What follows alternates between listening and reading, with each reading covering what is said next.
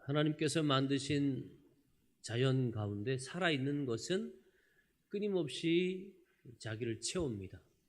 여기 이제 꽃꽂이 되어 있는 모든 식물들 보시면 계속 물을 흡수해요. 우리가 보지 못해 그런데 제가 어저께 물을 큰 컵으로 잔뜩 부었는데요. 한 30분 되니까 금방 말라요. 계속 나를 채워야 살 수 있도록 이렇게 하나님 만드셨어요. 인간도 마찬가지죠. 특별히 인간은 태어날 때 아예 벌거벗고 태어나요. 적신으로 태어나요. 그러니까 우리는 채우고 보태지 않으면 하루도 살 수가 없어. 살아갈 힘, 에너지가 우리에게 필요하잖아요. 또 수많은 지식, 기술, 정보, 또 규범, 인격, 덕망, 교양 모든 부분들을 우리가 채워가는 그 체험의 과정이 인간의 하루하루의 삶이다라고 해도 과언은 아니. 그런데 중요한 거는 이렇게 채우기만 하면 되는 줄 알았는데 아니. 채우는 것과 함께 똑같이 우리에게 중요한 게 바로 뭐예요? 비움이에요. 비움. 아름다운 꽃들도 사시사철 계속 피어 있는 게 아니고 피곤하면 그 꽃을 떨어뜨릴 때 거기에서 뭐가 나와요? 이렇게 씨를 맺거나 아니면 과일을 맺는 그런 열매가 거기에 달리는 걸 보게 되고, 또 아무리 푸르른 나무잎도 가을 되면 다 떨구죠. 왜? 그래서 봄에 또 새이파리가 나오잖아요. 그러니까 결국은 우리가 계속 채우기만 하고 끊임없이 가득 나를 무언가로 꽉 채우면 그 다음에 뭐가요? 답답해지는 거예요. 신진대사가 안 되죠. 소화, 소통이 안 되는 거죠. 또 너무 많이 채우면 둔감해요. 민감하지 못해요. 여러분 배고플 때 사람요 굉장히 민감합니다. 그래서 배고픈 사람 건드리면 안 돼요. 특별히 배고플 때 민감한 게 뭔지 알아요? 개나 고양이. 여러분 배고픈 고양이 잘못 건드리면 물려요. 우리 개는 착해요. 한 이틀만 굶겨보세요. 네? 그지? 범진아, 고양이가 굶으면 굉장히 사나워져요. 분명히 우리가 알아야 되는 거는 우리가 비워져 있을 때는 굉장히 민감하고 모든 것들이 이렇게 막 날카롭던 사람도요 채워지면 점점 둔해지는 거예요. 그래서 항상 상대방을 해치려고 하는 의도를 가진 사람은 뭐예요? 먹여요. 자꾸 먹여. 돼지도 잡아먹기 전에 먹인다고 그러는데 어쨌든 자꾸 먹일 때 어우 우리 주인이 나 사랑하네 이러다가 어때요? 죽는 거예요. 그럼 우리는 분명히 채워진 것만 가지고 나는 늘 이것도 있고 저것도 있고 다 있네 그렇게 좋아하면 안 돼. 부자 한 사람 누가복음 12장에 나오는 그 부자도 뭐예요? 우와 올해는 왜 이렇게 농사가 잘 됐어? 그래서 막 곡간을 하나 더 지을 정도로 너무너무 소출이 많았어요. 자, 그때 하나님이 뭐라고 그래요? 이 어리석은 녀석아 이렇게 말해요. 너 오늘 밤에 죽으면 그거 다 누구 거 되냐? 여러분 분명히 채우는 건 좋지만 그것 때문에 우리가 소통도 안 되고 답답하고 변화에 둔감하고 그 다음에 뭐예요? 그렇게 꽉 찬 다음에는 더 이상 새로운 게 없어요. 다시 말해서 내가 더 좋은 걸 채우려면 반드시 뭐가요? 비어있는 곳이 있어야죠. 옷장에 옷이 꽉 차 있는데 내 위가 꽉 차 있는데 뭘 넣겠어요? 우리는 비움에 대한 지식이 지혜가 필요해요. 여러분 넣을 때는요 그냥 막 넣어도 되는 것 같지만 사실은 넣을 때도 지혜가 필요하죠. 그렇잖아요? 보통 아이들 그 과학 시간에 실험하죠.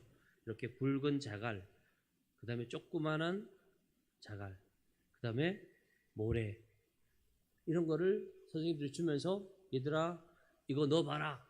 근데 거기에 모래를 먼저 넣어버리면 그 다음에 또 작은 자갈, 큰 자갈 넣으면요 그게 다 안 들어가요.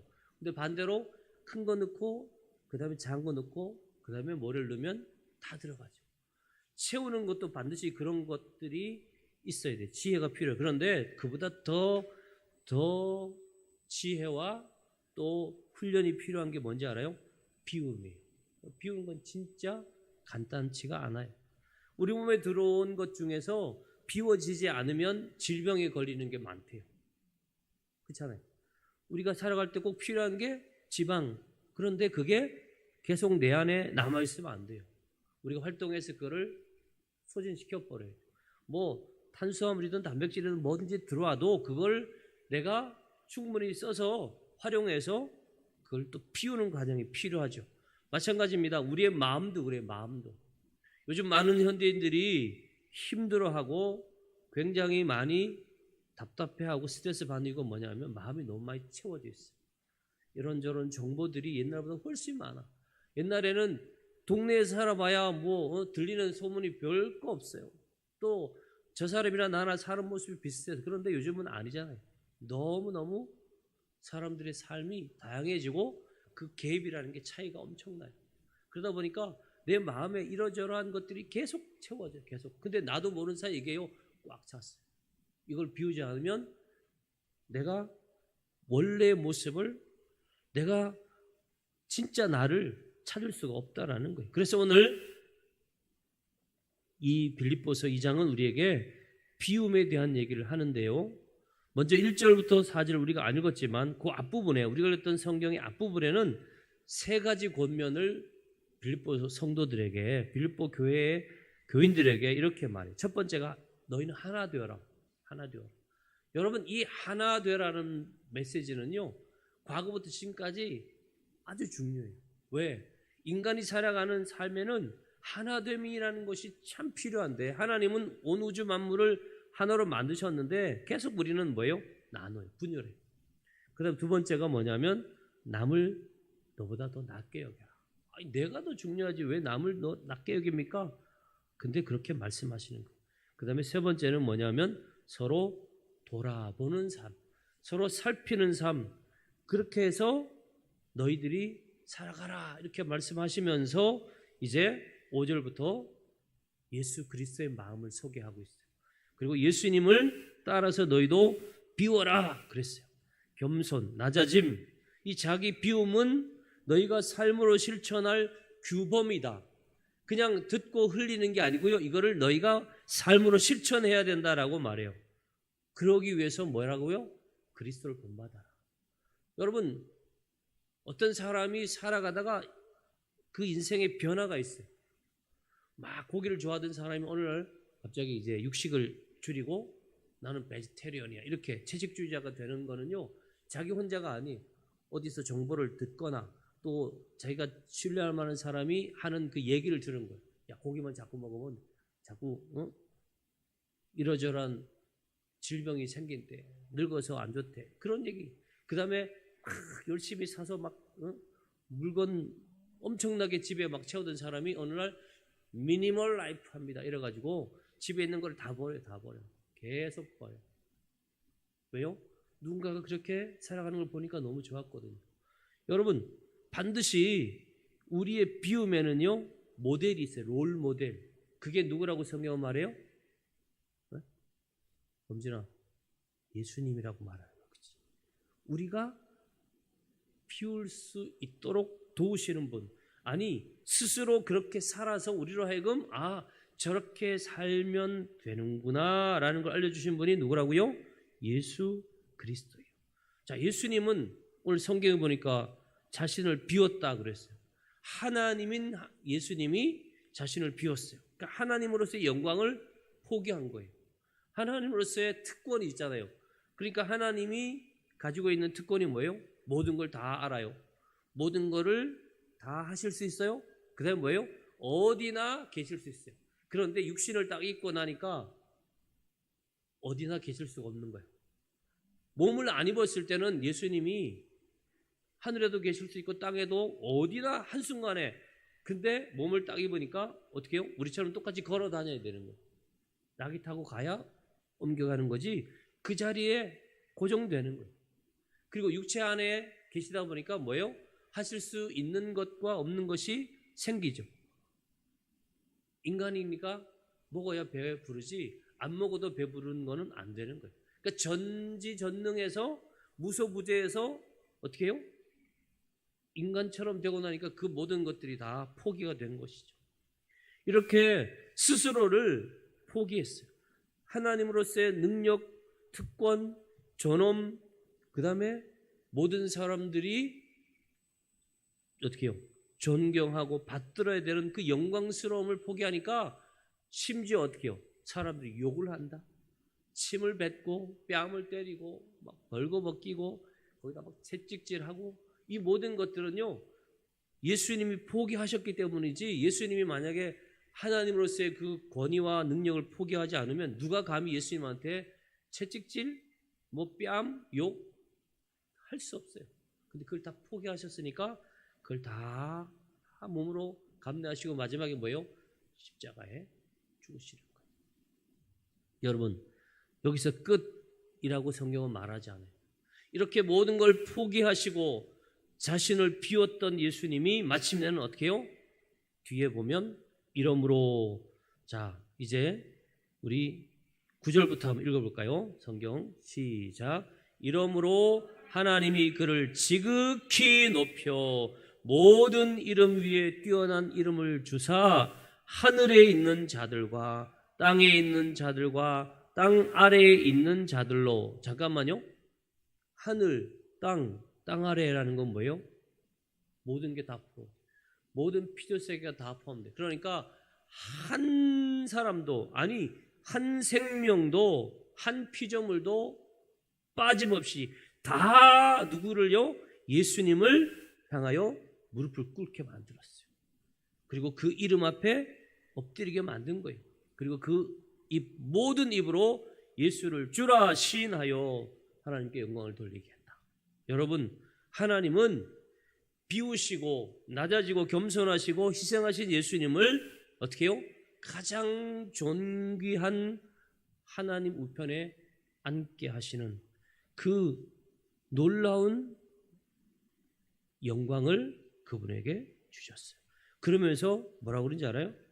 이러한 삶이 우리가 저와 여러분이 진정한 영광을 얻는 길이다 그렇게 말했어요. 성경에 보니까 에베소서 1장 22절에 또 만물을 그의 발 아래 복종하게 하시고 그를 만물 위에 교회의 머리로 세우셨다. 베드로전서 3장 22절에 그는 하늘에 오르사 하나님 우편에 계시니 천사들과 권세들과 능력들이 그에게 복종한다 그랬어요. 그러니까 우리가 우리 스스로를 예수님처럼 낮출 수 있기만 한다면 잘 들으세요. 여러분들이 예수님처럼 여러분 스스로를 낮출 수 있기만 한다면요 그보다 더 큰 복이 없어요. 세상 사람들은 어떻게 하든지 높이고 올라가고 하려고 계속 애를 쓰는데 우리는 반대로 하라. 왜요? 낮추는 것이 훨씬 더 어렵습니다. 그리고 낮출 때 우리에게 오는 놀라운 은혜와 복이 있다고 성경은 말해요. 그러면서 우리가 우리 스스로를 낮추는 그 과정 속에 골로새서는 이렇게 말해요. 너희가 가지고 있는 그 땅의 지체가 가지고 있는 담고 있는 것 그걸 빨리 없애라는 거예요. 여러분 쓰레기를 가득 쌓아놓고 살면 어떻게 돼요? 계속 냄새나고 파리 끓고 그 버려야 되는 거 아니에요? 이것처럼 우리가 가지고 있는 것 중에 버려야 할 것 그걸 버림으로써 우리가 낮아지고 겸손해지고 우리를 비울 수 있는 것이 뭐냐고 성경은 이렇게 말해요. 음란, 부정, 사욕, 악한 정욕, 탐심 이런 것들을 가지고 있으면 하나님의 진노가 임한다 그랬어요. 그렇죠? 썩은 물, 고인물에는 파리나 모기 같은 것들이 끓죠. 우리가 이런 땅에 있는 지체를 가지고 살면 하나님이 칭찬하는 게 아니라 뭐예요? 하나님이 진노하신다 그랬어요. 그러니까 이거 버려라.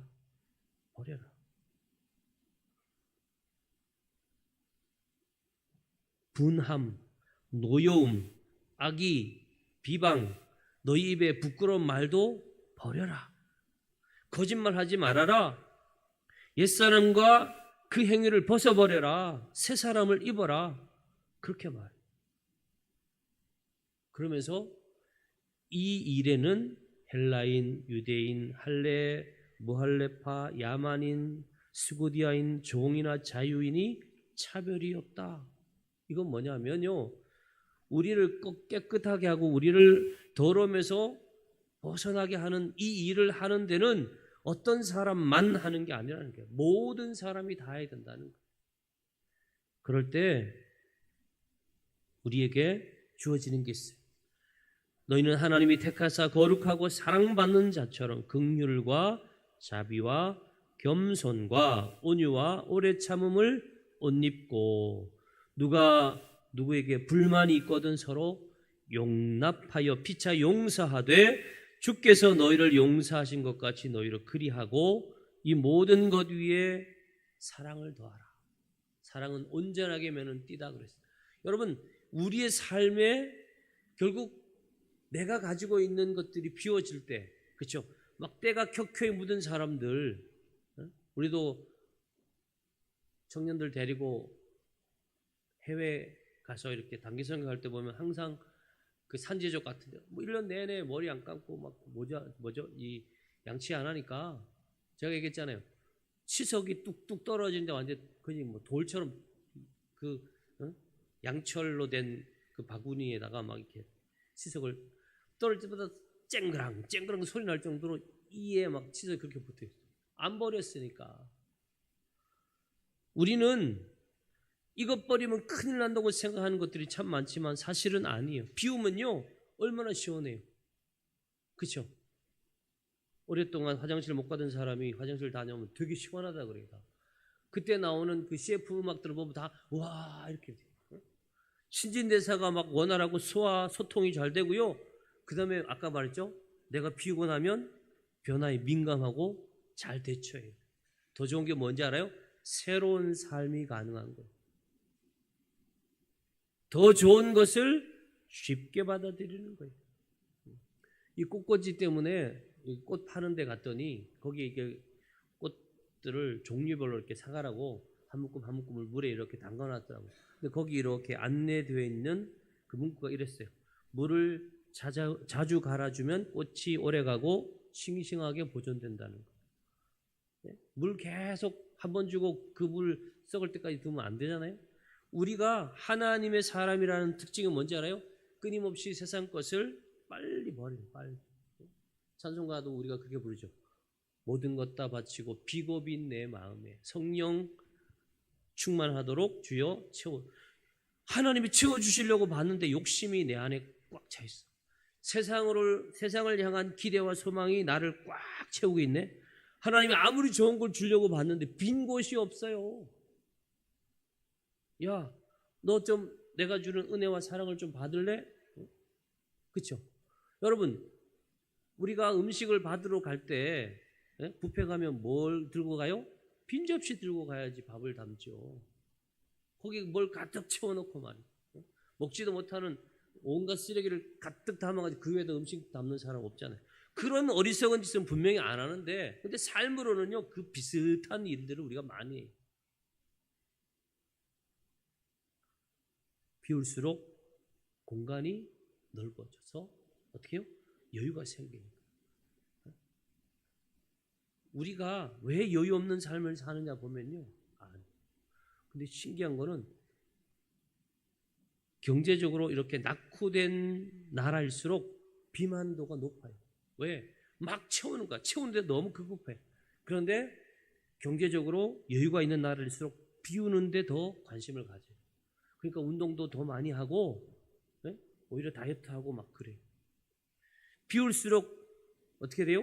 나는 분명히 낮아지고 겸손해져요. 내가 가지고 있는 모든 것 다 내려놓을 때 우리는 분명히 낮아지고 겸손해요. 그런데 그 비우는 과정 속에서 뭐가 나타나는지 알아요? 나의 본래 모습이 나타나요. 우리가 때 묻은 거를 베끼면 그 속에 나타나듯이. 지난번에 김하나 목사님 설교할 때 그런 얘기했죠. 그 미켈란젤로의 천지창조를 저 천정에다 그려놓고 계속 성당에서 뭘 피워요? 초를 피워요. 그러니까 하루에도 수많은 초를 계속 피우니까 그 그름이 올라가서 그 천정에 있는 벽화를 계속 그름으로 이렇게 덧입힌 거야. 그러니까 이게 몇백 년이 지나니까 거기에 그림의 색깔이 흐릿해지고, 야, 어떻게 미켈란젤로를 그렸는데 저렇게 색감이 별로일까? 이랬다는 거죠. 그런데 한번 딱 그걸 어떻게 해요? 오랜 시간 전문가들 불러가지고 그걸 싹 이렇게 걷어낸 거예요. 그 그림을 싹 지어왔다는 거예요. 그랬더니 그 색깔이 너무 멋진 색깔이 드러났다는 거예요. 왜 나는 하나님의 자녀인데, 나는 우리 가정은 하나님 만드신 가정인데 왜 이렇지? 여러분 마음에 안 드는 부분이 있다면 그건 뭐예요? 내가 비워야 할 것을 못 비우고 버려야 할 것을 안 버려서 그것들이 나의 자아를, 우리 가정을 자꾸 가리는 거예요. 그러니까 점점 뭐예요? 이 초의 끓음처럼 우리를 원래 색깔에서 점점 뭐예요? 탁한 색깔, 어두운 색깔로 만드는 거예요. 그러니까 세상의 것을 비워야 하나님 만드신 내가 나타나는 것이죠. 때로는요, 하나님이 우리가 잘 못 버리고 못 비우니까 어떻게 하는지 알아요? 비우게 하시는 거예요. 언제 비워요? 어려움 당하면, 질병에 걸리면, 큰 문제가 생기면 그때 막 눈물 흘리면서 우리가 뭐예요? 그때 막 버려요. 비워요. 천부여 의지 없어서 그때 나오는 거예요. 지난달 일본의 많은 언론들이 여러 번 이렇게 언급한 단어가 있는데 그게 뭐냐면 구로훈해예요. 구로훈해 뭐예요? 구로훈해는 흑선이에요. 흑선. 검은 배. 네, 제 발음이 뭐 정확하지 않았다. 그럼 흑선 다시 한번. 구로훈해. 네. 왜 구로훈해를 그 사람들이 많이 언급했냐 하면요, 대만에 있는 반도체 회사 중에 지금 자기들이 세계 최대 반도체 회사라고 하는 회사가 TSMC예요. 근데 이 대만의 반도체 회사가 일본 구마모토 현에다가 공장을 지었어요. 그래가지고 거기에 엄청나게 큰 공장을 만들고, 그리고 거기에 또 일본에서도 엄청나게 많은 돈을 투자해가지고 그 반도체 회사를 오픈하는 행사가 지난달 2월 24일 날 있었어요. 근데 그 일을 일본의 언론들은 레이와의 쿠로훈해라고 했어요. 여러분, 쿠로훈해라는 거는 원래 1853년에 미국의 페리라는 제독이요, 네 척의 군함을 이끌고 도쿄만 나타난 거예요. 그래가지고 야, 니네 개항할래 안 할래? 그러니까 그 네 척 중에 두 척이 증기선인데 그게 검은 배였어요. 그래서 일본이 너무 무서워가지고 손들면서 항복입니다. 이래가지고 그 폐쇄적인 일본 막부 시대가 점점 종식되고 미국의 그 군사력에 의해서 자기들이 원해서가 아니라 그냥 강제로 미일 화친 조약을 맺었어요. 그리고 서양의 문물이 일본으로 막 들어옵니다. 근데 분명히요, 졌는데 어떻게 했어요? 아시아의 최대 선진국이 됐어요. 그래서 이 검은 군함이 일본을 개항시켰고, 그 다음에 뭐예요? 일본을 선진국으로 만들었다. 자기들이 원해서 한 건 아니지만 이 검은 군함 때문에 우리가 문을 열 수밖에 없었던 것처럼 이 반도체 회사도 앞으로 우리를 더 부강한 나라, 옛날에 그 소니 그 대단한 그런 기업들이 세계에 인정받던 그 시절로 우리를 돌려줄 거다. 그래가지고 이제 그 구로훈해를 자꾸 얘기하는 거예요. 여러분 보세요. 일본은 이때 졌어요. 다시 말해서 페리 제독한테 져가지고 어떻게 했다고요? 선진국이 됐어요. 생물을 받아들였어요. 우리나라는 어떤 아저씨가 있었어요. 누구예요? 대원군. 네, 아시죠 여러분 다? 우리나라는요, 어딜 들어와 이놈들아. 못 들어와 하면서 세국 정책 문을 딱 닫아버렸어요. 그러고 나서 여전히 상투 들고 여전히 애헴하다가 어떻게 했어요? 일본한테 먹힙니다. 여러분 보세요. 1853년이니까 불과 60여 년밖에 안 지났어요. 그런데 1910년에 일본은 우리를 삼키고. 여러분, 변화라는 것, 비운다라는 건요, 어떨 때 보면 내가 원해서 하는 것들도 있고, 때로는 하나님께서 필요하니까, 야, 너 좀 비워라, 너 좀 낮아져라, 그렇게 해서 우리가 낮아지는 경우도 있어요. 그런데 분명한 건 뭐예요? 하나님께서 우리를 낮추실 때 우리는 어떤 걸 기대해야 돼요? 하나님 뭔가 나에게 변화를, 새로운 것들을, 새로운 일을 시작하시는구나, 이래야 돼요. 나무가 가을에 다 이파를 떨어뜨리면서 눈물 흘리지 않아요. 왜? 봄 되면 다시 하나님이 싱싱한 이파리를, 가지를, 꽃과 열매를 주실 것을 믿기 때문에 그렇습니다. 성도의 삶은요, 세상 사람들과 달라야 한다고 우리는 얘기합니다. 그 다름이 뭔지 알아요? 비움에 대하여 우리는 어떻게 해요? 오히려 기대하는 거예요. 내가 낮아지는 순간, 예수님 닮아 내가 낮아지는 순간 뭘 기대해요? 나도 예수님처럼 높아지겠다. 그래서 우리 유승현 사모님 제일 좋아하는 성경 구절 말씀해 보세요. 하나님의 손 아래서 겸손하라. 그러면 때가 되면 너희를 높이리라. 하도 많이 해서요. 그냥 귀에 아주 그냥 바뀌었어요. 여러분, 하나님이 낮추신다는 건 얼마나 좋은지 몰라요. 낮아짐이라는 건 우리가 잠시 부끄러울 수 있고 창피할 수 있고 쟤 뭐야? 걱정하지 마세요. 제가 예전에 결혼식을 하는데요. 굉장히 시내 큰 호텔에서 했어요. 그랜드 볼룸, 그 중에서 제일 큰 룸을 빌려서 거의 아마 온 손님이 거의 1000명 가까이 왔어요. 너무 많이 와가지고 식사를 못해서 밖에 있는 식당까지 빌렸어요. 그렇게 굉장한 집안의 결혼식에 어떻게 제가 주례를 한 거죠. 제가 막 기도를 하면서 뭔 얘기를 해줄까. 그러다가 보니까 이렇게 테이블에 전부 뭐가 있어요? 여러분 밥 먹을 때 그걸 뭐라 그래요? 냅킨은 아니고 이렇게 종이가 아니라 천으로 된 거 이렇게 둘둘 말아가지고 그걸 다 두잖아요. 근데 그걸 하나 가져왔어요. 가져와가지고 신랑 신부 반지 주려고 여기 이제 반지가 올라와 있잖아요. 그래서 제가 신랑 신부 보고 그 둘이 맞잡으라 이제 내 귀퉁이를 각각 이렇게 잡았어요. 그러고 나서 내가 중간에다 반지를 딱 놓으면서 자, 이 반지가 누구한테 갈지? 그래서 신랑 보고 한번 들어봐라 그랬더니 어떻게 해요? 신랑이 높이니까 반지가 신부 쪽으로 가죠. 높이면 나한테 오는 게 아니고 낮출 때 나한테 온다. 여러분, 우리는 생각할 때 내가 높일 때 내게 무언가 많이 올 줄 알죠? 아니, 저 히말라야 보세요. 거기에 생명이 없다고는 말할 수 없지만 거기에 무슨 꽃이 피고 열매가 맺어요. 만년설이에요, 만년설. 높은 바위 꼭대기에 이끼밖에 더 껴요. 그러나 이렇게 낮은 계곡에는 수많은 모래와 영양분이 쭉 쌓이니까 거기에 뭐가요? 모든 생명이 다 자라는 거죠. 세계 가장 비옥한 땅, 우리나라도 보세요.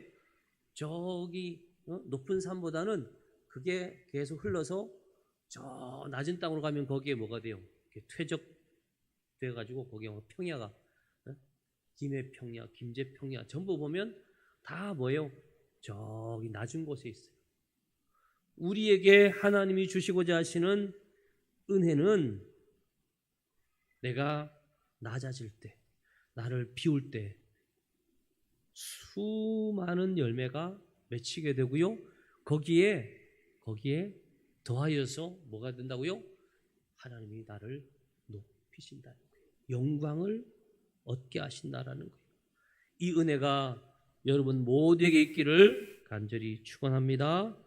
아멘. 살아계신 하나님, 하나님께서 예수 그리스도를 우리에게 보내셔서 예수님이 자기를 비워 종의 형체를 가지고 사람들과 같이 모든 걸 다 비우셨지만 그러나 그분을 하나님은 모든 이름 위에 뛰어난 이름으로 모든 만물로 그 앞에 무릎 꿇게 하셨고 하나님 보좌 우편에 앉히셨습니다. 주님, 낮아짐에 대하여 염려하고 낮아지는 것에 대하여 두려워하고 낮아지는 것에 대하여 꺼려하는 우리가 아니라 낮아짐을 통하여 우리를 변화시키고 우리를 새롭게 하고 그 낮아짐 가운데 우리에게 놀라운 은혜와 복을 얻게 하시고 마침내 예수님처럼 영광을 받게 하시려는 하나님의 그 계획을 분명히 알고 항상 겸손한 우리가 되어서 하나님의 뜻 이루는 귀한 성도들 다 되게 하여 주옵소서. 예수님 이름으로 기도하옵나이다. 아멘.